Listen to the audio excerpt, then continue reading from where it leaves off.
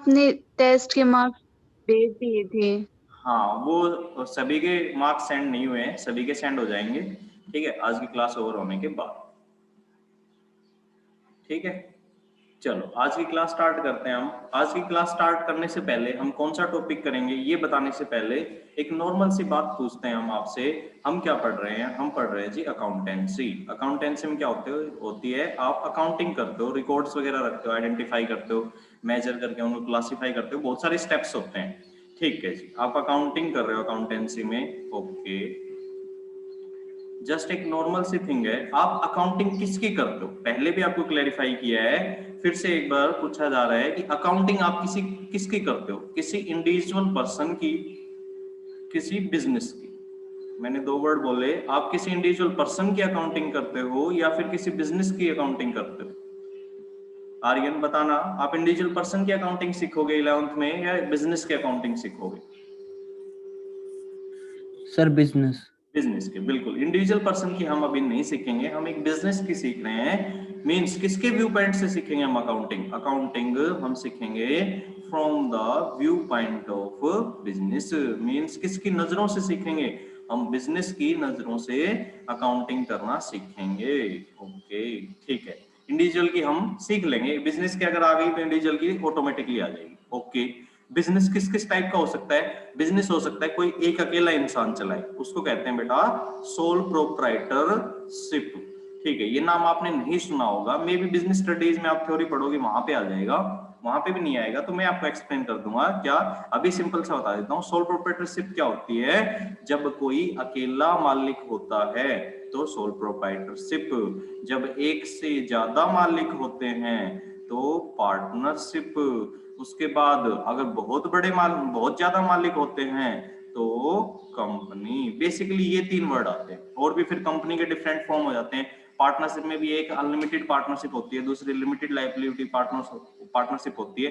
ये इसके different types हैं। जस्ट हल्का सा मैं बता देता हूँ क्या, कि बिजनेस नॉर्मली इस टाइप के होते हैं। सोल प्रोप्राइटरशिप मींस अकेला मालिक उस बिजनेस का, पार्टनरशिप मींस एक से ज्यादा मालिक, और कंपनी मींस बहुत ज्यादा मालिक। क्या आप एग्जांपल दे सकते हो? एक, क्या आपने ऐसा बिजनेस देखा है जिसका एक अकेला ही मालिक होता है? कोई भी बताए कि हाँ सर मैंने देखा है एग्जांपल ऐसा कि उसका ओनली एक ही मालिक है उस बिजनेस का। एनीवन?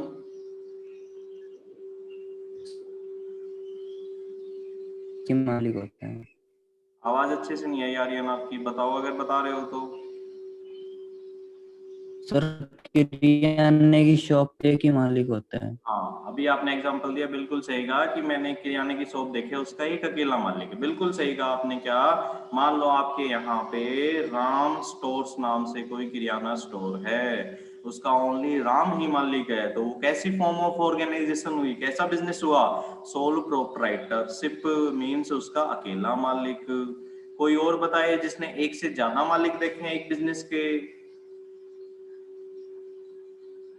आदित्य आप बताओ, क्या आपने देखा है एक से ज्यादा मालिक को? सर बड़ी कंपनी के ओनर्स होते हैं वो भी तो ज्यादा होते हैं। कंपनी के तो अपनी कंपनी के एग्जाम्पल पे हम अभी जाएंगे। पार्टनरशिप का कोई एग्जाम्पल देना।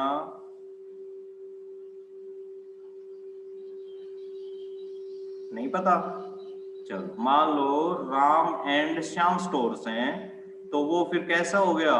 वो पार्टनरशिप हो गया, उसमें एक से ज्यादा मालिक, राम भी मालिक और श्याम भी मालिक। तो दूसरा एग्जांपल क्या हो सकता है sir? Ram and Shyam stores नाम से एक शॉप है हमारे यहाँ पे, जिसमें राम भी मालिक है और श्याम भी मालिक है। मीन्स उसमें कितने मालिक हो गए? एक से ज्यादा। तो वो क्या कहलाएगी? पार्टनरशिप। और कंपनी, कंपनी के तो आपने बहुत सारे नाम सुने हैं, जो बता सकते हो किसी भी एक कंपनी का नाम?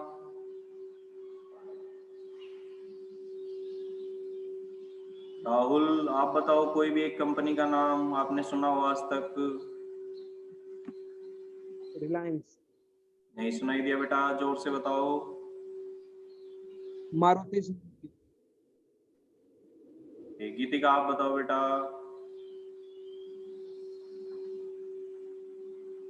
सर रिलायंस। हाँ बिल्कुल, रिलायंस, टाटा, ये तो दो बड़े बड़े नाम आपने सुने ही है। ठीक है, तो रिलायंस कंपनी है, कितनी बड़ी कंपनी है, उसमें बहुत सारे मालिक हैं। तो ये क्या होगी आपकी कंपनी। ये बिजनेस स्टडी में आता है बेटा, ये सिखाने के लिए कि बिजनेस कैसे कैसे किया जा सकता है, कितने मालिक हो सकते हैं। मैंने जस्ट आपको हल्का सा बता दिया। मेरा मेन पर्पज है आपको अकाउंटिंग सिखाने का। अकाउंटिंग सिखाने का क्या पर्पज है, शायद मैंने पहले भी बताया था। अकाउंटिंग आप हमेशा करोगे किसके व्यू पॉइंट से, बिजनेस के व्यू पॉइंट से।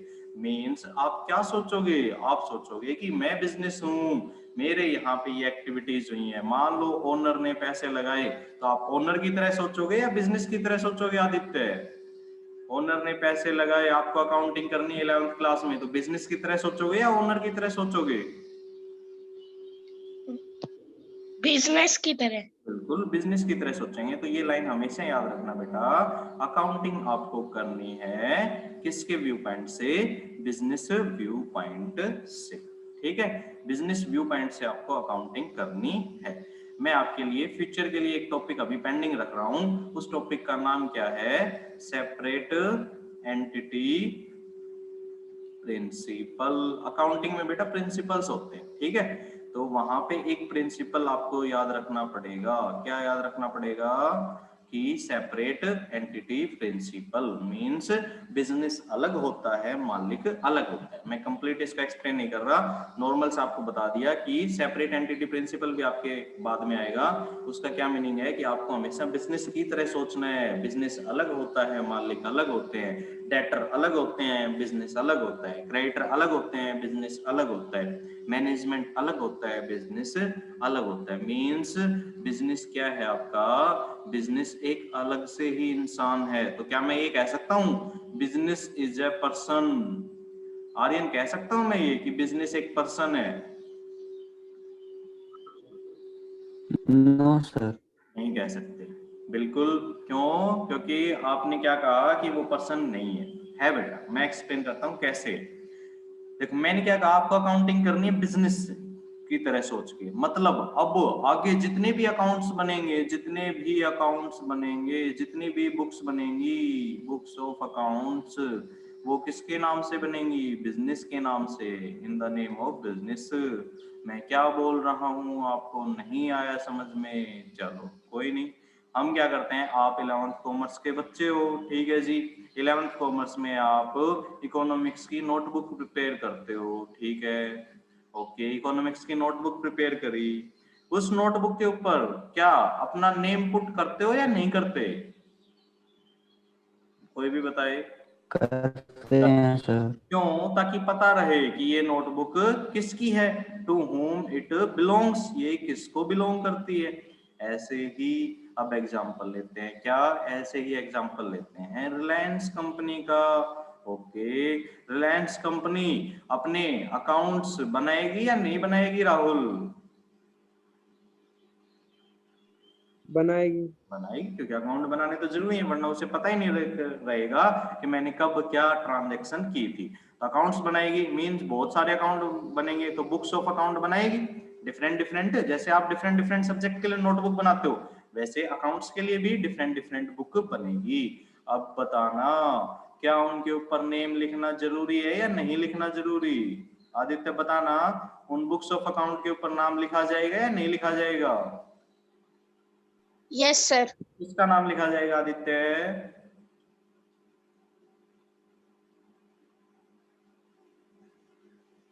बताओ, रिलायंस कंपनी के मालिक का नाम लिखा जाएगा या रिलायंस कंपनी का खुद का लिखा जाएगा, या फिर उसे जो चला रहा है, जो मैनेजर है, उसका लिखा जाएगा?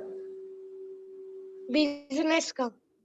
बिजनेस का क्या नाम है, रिलायंस कंपनी, तो रिलायंस कंपनी नाम लिखा जाएगा। ठीक है, तो बुक्स ऑफ अकाउंट जब भी बनेंगे किसके नाम से बनेंगे, बिजनेस के नाम से। तभी तो मैंने बोला था क्या, बिजनेस के व्यू पॉइंट से। मतलब सब कुछ आपको क्या करना है कि मैं बिजनेस हूं, मेरे यहाँ पे सब कुछ हो रहा है, तो बिजनेस के नाम से बनेंगे। अब बताना बेटा, जब आपकी नोटबुक खो जाती है तो नेम को कॉल करके नोटबुक रिटर्न कर दी जाती है? हाँ जी। मतलब कहने का मतलब क्या है, आपकी एग्जिस्टेंस है। मान लो राहुल नाम लिखा हुआ है नोटबुक के ऊपर, तो राहुल की एग्जिस्टेंस थी तभी तो नाम आया। ऐसे ही बुक्स ऑफ अकाउंट के ऊपर रिलायंस कंपनी लिखा हुआ है, तो रिलायंस कंपनी के नाम है मींस उसका एग्जिस्टेंस है, तभी तो रिलायंस कंपनी नाम लिखा। मतलब रिलायंस कंपनी का भी एग्जिस्टेंस है, और जो एग्जिस्ट करती है एक पर्सन की तरह बिहेव करती है तो वो भी क्या कहलाएगी, वो भी एक पर्सन कहलाएगी। मींस बिजनेस एक पर्सन है, बिजनेस एक पर्सन है, बिल्कुल हम क्या कहेंगे, बिजनेस इज ए पर्सन। ठीक है, हाँ आप कंफ्यूज किस लिए हो गए थे वो मैं बता देता हूँ।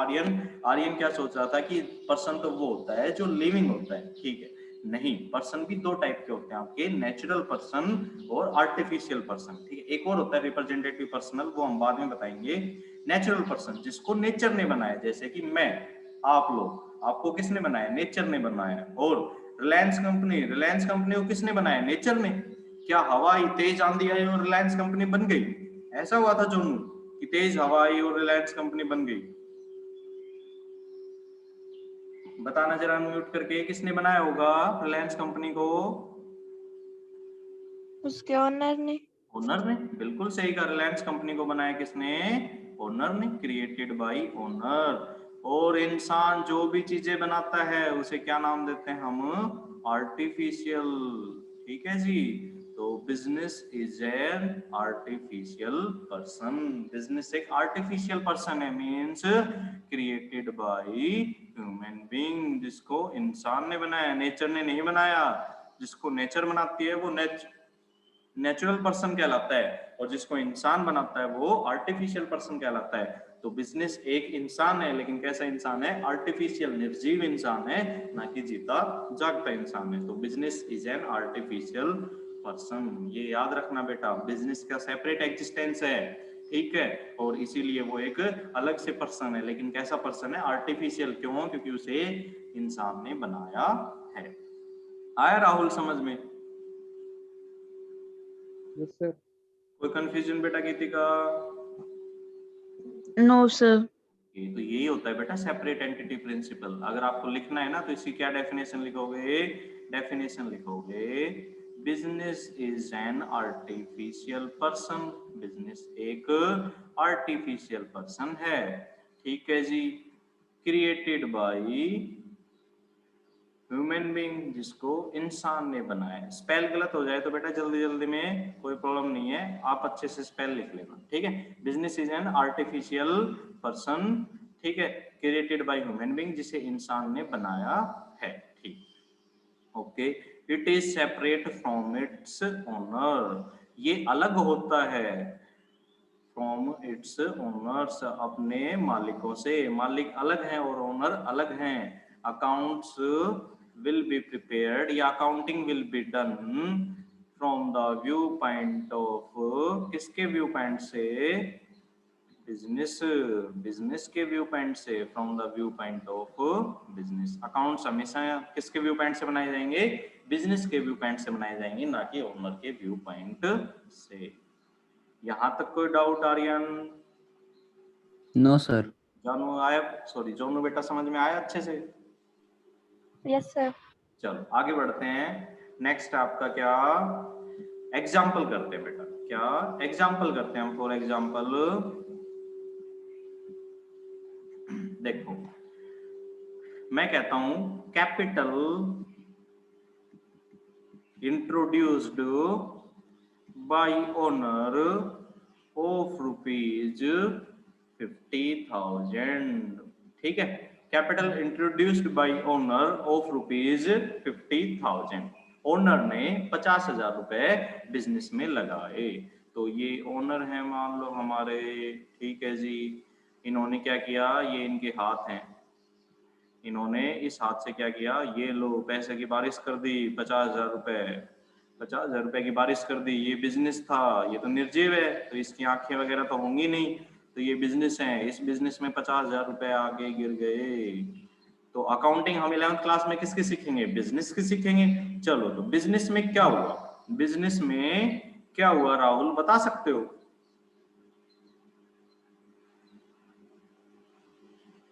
बताना राहुल, बिजनेस में क्या हुआ?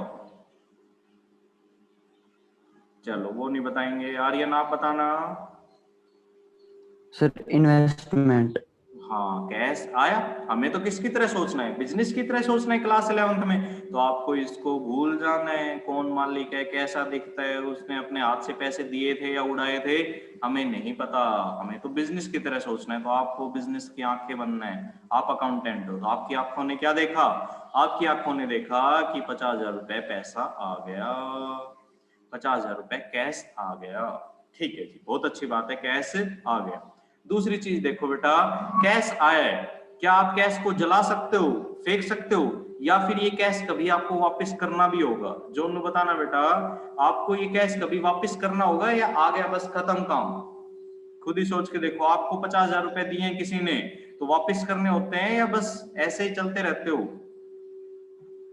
वापस करने होते हैं। तो बिजनेस बेशक एक आर्टिफिशियल पर्सन है, बेशक इसको इंसान ने बनाया है, इसके अंदर 50,000 रुपए आए हैं, तो क्या इसकी रिस्पॉन्सिबिलिटी बनती है पैसे वापस करने की, या फिर ये पैसे लेके चुपचाप बैठ जाएगा?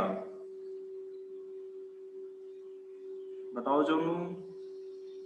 वापस करेगा। वापस करेगा मीन्स इसके ऊपर क्या आ गया? कैश तो आया ही आया, और वापस करने की क्या आ गई? रिस्पॉन्सिबिलिटी आ गई। उसको इंग्लिश में अच्छा सा क्या नाम देंगे? रिस्पॉन्सिबिलिटी को एक और अच्छा सा नाम हमने दिया था, क्या? गीतिका बता सकते हो क्या नाम देंगे? चलो मैं बता देता हूं, आपको याद नहीं है तो। ओब्लिगेशन। आपके ऊपर क्या आ गई? ओब्लिगेशन। ओब्लिगेशन आ गई। और ओब्लिगेशन, फ्यूचर ओब्लिगेशन क्या होती है आदित्य?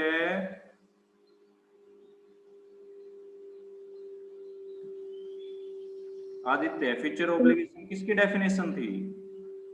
मैं बताऊं? आप बताओ बेटा गीतिका। लाइबिलिटीज। लायबिलिटी, वेरी गुड बेटा। क्या आपके ऊपर क्या आ गई? लायबिलिटी आ गई। तो देखो, एक ही एक्टिविटी में क्या हुआ, आर्यन ढंग से समझना बेटा, एक ही एक्टिविटी में क्या हुआ? बिजनेस के पास पैसा है, बहुत अच्छी बात है, लेकिन साथ साथ क्या आ गई? लायबिलिटी भी आ गई। मीन्स एक ट्रांजेक्शन मिलेगी आपको, एक ट्रांजेक्शन मिलेगी, लेकिन उसके दो पहलू होंगे। ठीक है, दो एस्पेक्ट्स होंगे। जैसे सिक्का होता है, कॉइन देखा है आपने? हाँ जी, देखा होगा कभी ना कभी। तो कॉइन का दो साइड होते हैं या ओनली एक साइड होती है आर्यन? Sir 2 side. ऐसे ही बेटा क्या 11th की अकाउंटेंसी में मोस्टली आपके क्या होगा? एक ट्रांजैक्शन की दो साइड होंगी, दो एस्पेक्ट्स होंगे। ठीक है जी, तो आपको हमेशा दोनों एस्पेक्ट्स को ध्यान रखना है, ना कि एक एस्पेक्ट को। फिर से करते हैं हम हमारे एग्जांपल को। राहुल ढंग से देखना। एग्जांपल क्या था? ओनर ने बिजनेस में पैसा लगाया, तो आपको किसकी तरह सोचना है? आपको बिजनेस की तरह सोचना है। तो बिजनेस के अंदर कैश आया बिल्कुल, लेकिन साथ साथ क्या आ गया? साथ साथ फ्यूचर ऑब्लिगेशन आ गई, लायबिलिटी आ गई। तो मींस एक ट्रांजैक्शन में दो साइड आ गई। दो साइड क्या? कैश आया। मींस फ्यूचर में इस कैश से फायदा मिलेगा या नहीं मिलेगा? फ्यूचर में इस कैश से फायदा मिलेगा या नहीं मिलेगा? आदित्य बताना। आदित्य जी जा चुके हैं, कोई भी बताए बेटा, इस कैश से फ्यूचर में फायदा मिलेगा या नुकसान होगा? से फायदा भी होगा और नुकसान भी होगा। हाँ, नुकसान इस लायबिलिटी की वजह से होगा और फायदा इस कैश की वजह से होगा। कैश तो फायदा ही देगा। तो कैश क्या हो गया? एसेट से, और फ्यूचर ऑब्लिगेशन जो आई थी वो क्या हुई? लायबिलिटी। ओनर ने पैसे लगाए थे, आपको एक डेफिनेशन सिखाई थी, जब भी ओनर पैसे लगाता है आर्यन क्या कहलाती है? कैपिटल। तो मीन्स बातों में हमने क्या देखा? हमने देखा एग्जांपल हमारा था, ओनर ने पैसा लगाया, कैपिटल लगाई, तो बिजनेस के अंदर कैश आया और कैपिटल आई। कैश आपका एसेट्स बन गया और कैपिटल आपकी क्या बन गई? लायबिलिटी बन गई। यहां तक बेटा जो कोई doubt? Rahul? No sir. Rahul बेटा कोई डाउट? No sir. चलो, ये एग्जांपल था हमारा। हमने जस्ट एक ही ट्रांजैक्शन अभी सीखी है। क्या सीखा? एक ट्रांजैक्शन के दो साइड होते हैं। हमने देखा बिजनेस के अंदर पैसा आया, तो किसकी तरह सोचोगे? बिजनेस की तरह। ये बिजनेस की आंखें बन गए आपने क्या देखा? कैश आया, फ्यूचर में बेनिफिट होगा कैश से, तो एसेट्स बन गया। और आपके क्या हुआ? कैपिटल आई, कैपिटल फ्यूचर में ऑब्लिगेशन बन गई, फ्यूचर में वापस करनी पड़ेगी, तो ये क्या बन गई? लायबिलिटी बन गई। चलो, और आपने कहा यहाँ तक आपको कोई डाउट नहीं है। तो अब एक क्रक्स बताना बेटा, कंक्लूजन बताना। बिजनेस, मान लो बिजनेस आज ही शुरू हुआ था। बिजनेस शुरू होता है, बिजनेस को कौन बनाता है? ओनर बनाता है। आज शुरू हुआ था, इससे पहले तो क्या था? बिजनेस जीरो था। इससे पहले तो बिजनेस क्या था? जीरो था। बिजनेस के पास खुद का कुछ नहीं था। बिजनेस को मान लो स्टार्ट कर दिया, बिजनेस को स्टार्ट कर दिया, स्टार्ट करके लाइसेंस ले लिया मान लो, ठीक है, तो बिजनेस के पास क्या खुद का कुछ है? कुछ नहीं है, उसके पास क्या है? जीरो चीजें हैं। नहीं समझ में आया? दूसरा एग्जांपल लेता हूँ। आपने एक कार परचेज की, ओके, कार परचेज करके आपने क्या किया? लाइसेंस बनवा लिया, ठीक है, अच्छी बात है। अब एग्जिस्टेंस किसका हो गया? एग्जिस्टेंस हो गया उस कार का, उसको एक सेपरेट नंबर देके उसका एग्जिस्टेंस क्रिएट कर दिया उस कार का। लेकिन उस कार के पास आर्यन खुद का कुछ है या नहीं है? No sir. नहीं है, कुछ खुद का कुछ भी नहीं है, खुद का कुछ भी नहीं है मीन्स अल्टीमेटली किसका, किसको बिलोंग करता है? मालिक को बिलोंग करता है, खुद का कुछ भी नहीं है। ऐसे ही बिजनेस जब शुरू हुआ था, मान लो बिजनेस के नाम से लाइसेंस ले लिया, तो क्या खुद का कुछ है? नहीं है, मतलब बिजनेस क्या है? बिजनेस तो जीरो है बेचारा। अब क्या हुआ? पहली ट्रांजैक्शन हुई बिजनेस में, क्या हुआ? बिजनेस के पास कैश आ गया और फ्यूचर ऑब्लिगेशन आ गई। सोच के बताना बेटा, बिजनेस जीरो था, कैश आया, मतलब 50,000 रुपए इसके पास इकट्ठे हो गए, है ना? ओके, और ऑब्लिगेशन कितने की आ गई? ऑब्लिगेशन भी 50,000 आ गई, मतलब आज 50,000 रुपए हैं, लेकिन फ्यूचर में 50,000 देने पड़ेंगे, फ्यूचर में 50,000 देने पड़ेंगे। जीरो था बेचारा, उसके पास कैश आ गया 50,000, हाँ बेनिफिट है 50,000, तो बेनिफिट प्लस होता है। और वहीं पे फ्यूचर ऑब्लिगेशन क्या आ गई? फ्यूचर ऑब्लिगेशन वापस करने पड़ेंगे, वापस करने पड़ेंगे मींस 50,000 फिर से जाएंगे, तो ये क्या हो जाएंगे? माइनस। आज बिजनेस किस सिचुएशन पे आ रही है? जीरो पे, 1,00,000 पे, 50,000 पे, किस सिचुएशन पे? Sir zero. कहने का मतलब है बिजनेस में जितनी भी ट्रांजैक्शन होंगी वो बेचारा जीरो पे ही रहेगा। क्यों रहेगा? इसके पीछे रीजन है, इसके पीछे रीजन क्या है कि बिजनेस में एक ट्रांजैक्शन के दो एस्पेक्ट होते हैं, एक एसेट्स का एस्पेक्ट, एक लायबिलिटी का एस्पेक्ट। हमने अभी हमारे एग्जांपल में देखा, एक्सपेंस इनकम के भी हो सकते हैं, वो बाद में आएंगे। तो इनसे क्या इफेक्ट पड़ा? इनसे अल्टीमेट इफेक्ट पड़ा कि बेचारे के पास उतनी ही एसेट्स हैं और उतनी ही लायबिलिटी है, जहां वो स्टैंड करता था आज भी वो वहीं के वहीं है, जहां वो स्टैंड करता था आज भी वहीं की वहीं है। जो आया बेटा समझ में?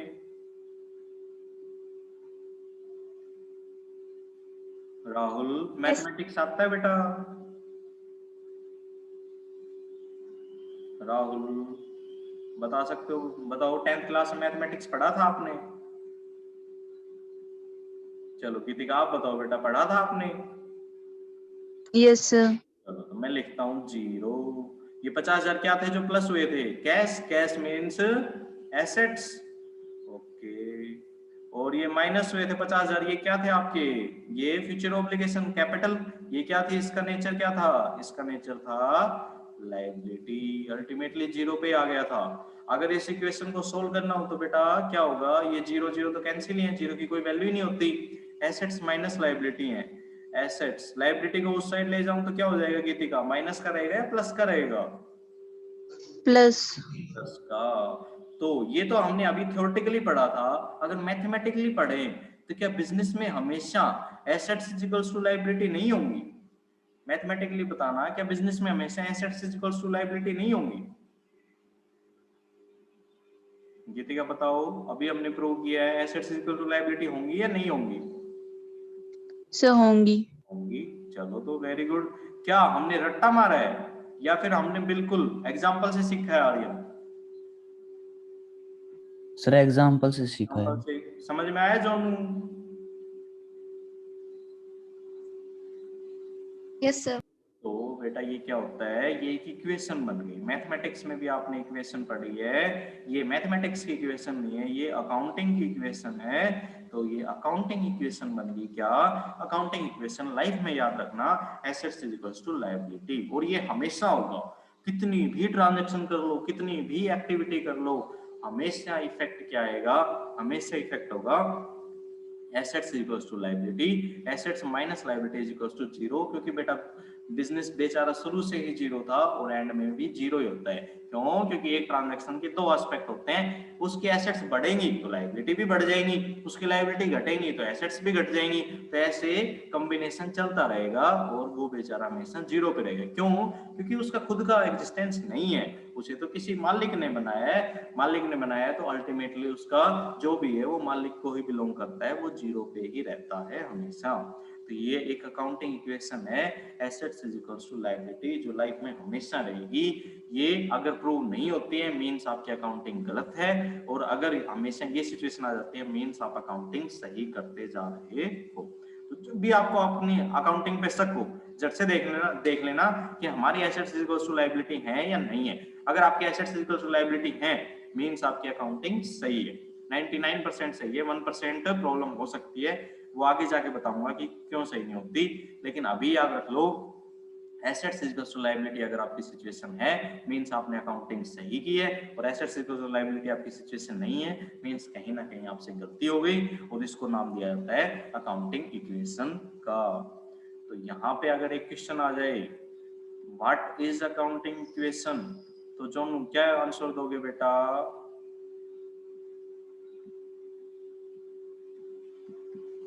बताना जरा।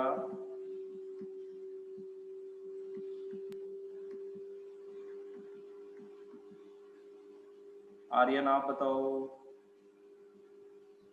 Sir, the equation in which assets are equal to liabilities. हाँ सिंपल सा, मीन्स अकाउंटिंग इक्वेशन है assets is equals to liability, it is accounting equation. Assets हमेशा किसके रहेंगे बराबर?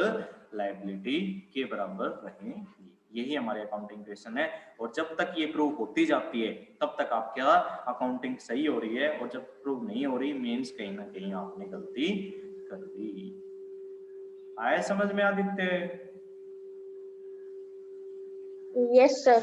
ओके, तो देखना बेटा, क्या आपका चैप्टर 5 आपकी बुक में अकाउंटिंग इक्वेशन है या नहीं है? टाइप्स ऑफ लायबिलिटी हल्की सी थ्योरी है क्या? लायबिलिटी होते future obligation, types of liability क्या? On the basis of time, on the basis of relationship. तो रिलेशनशिप के बेस पे देखो, ओनर ने पैसा लगाया, वो भी फ्यूचर ऑब्लिगेशन है, ठीक है, तो वो भी लायबिलिटी है। वहीं पे गुड्स उधार पे खरीदे, गुड्स ऑन क्रेडिट खरीदे, तो वो भी फ्यूचर ऑब्लिगेशन है, वो भी लायबिलिटी है। ऐसे समझ में नहीं आया तो देखते हैं क्या आप छोटे से बच्चे हो। ओके जी, आपका क्या हुआ? आपके पेरेंट्स आपके ऊपर पैसा लगा रहे हैं, आपको पढ़ा रहे हैं, लिखा रहे हैं, तो आपकी फ्यूचर ऑब्लिगेशन बनती है या नहीं बनती आदित्य? बताओ, फ्यूचर में पेरेंट्स को कुछ रिटर्न में दोगे या नहीं दोगे? कोई भी बताए बेटा। सर देंगे। ये तो पेरेंट्स ने आपके ऊपर पैसा लगाया, ये क्या कहलाया? Future obligation. ओके, वहीं आपने आपके फ्रेंड से पेन बोरो किया, तो फ्यूचर में वापस करोगे जोनू या नहीं करोगे?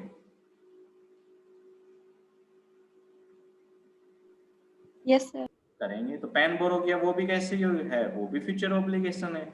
मीन्स दोनों ही क्या हैं? दोनों ही लायबिलिटीज हैं। लेकिन ये देखना, ये लायबिलिटी कैसी है? ये घरेलू विद इन होम वाली लायबिलिटी है या बाहर की लायबिलिटी है? ये थर्ड पर्सन की लायबिलिटी है या घर के अंदर की लायबिलिटी है गीतिका?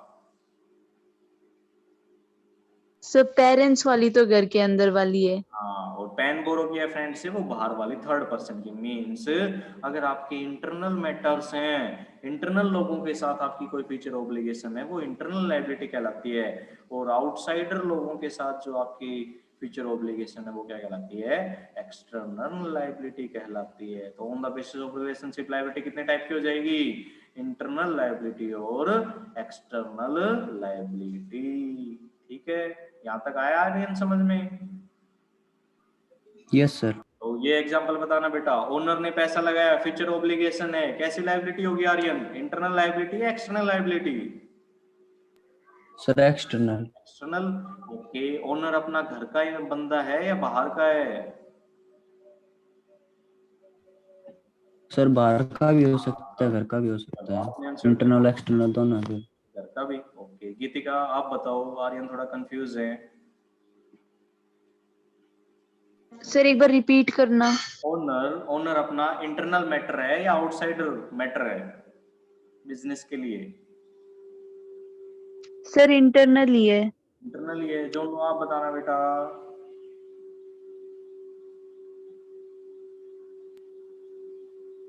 Sir internal. इंटरनल क्यों? क्योंकि ओनर कभी भी पैसे लगा सकता है, कभी भी निकाल सकता है। जैसे राहुल आपने एग्जांपल दिया था, कंफ्यूज मत हो, आपने एग्जांपल दिया था कि सर मेरी एक किराने की शॉप है। ओके जी, तो किराने की शॉप है, ठीक है, वेरी गुड। किराने की शॉप में क्या होगा? राम स्टोर्स। राम जब चाहे उसमें से सामान निकाल ले, जब चाहे डाल दे, जब चाहे पैसे लगा दे, जब चाहे पैसे निकाल ले अपनी जरूरत के हिसाब से। कहने का मीनिंग क्या है? वो इंटरनली रिलेटेड है, वो कभी भी कुछ भी कर सकता है बिजनेस के साथ। तो वो फ्यूचर ऑब्लिगेशन तो है, लेकिन कैसी फ्यूचर ऑब्लिगेशन है? इंटरनली रिलेटेड मींस वो कैसी लायबिलिटी है? Internal liability.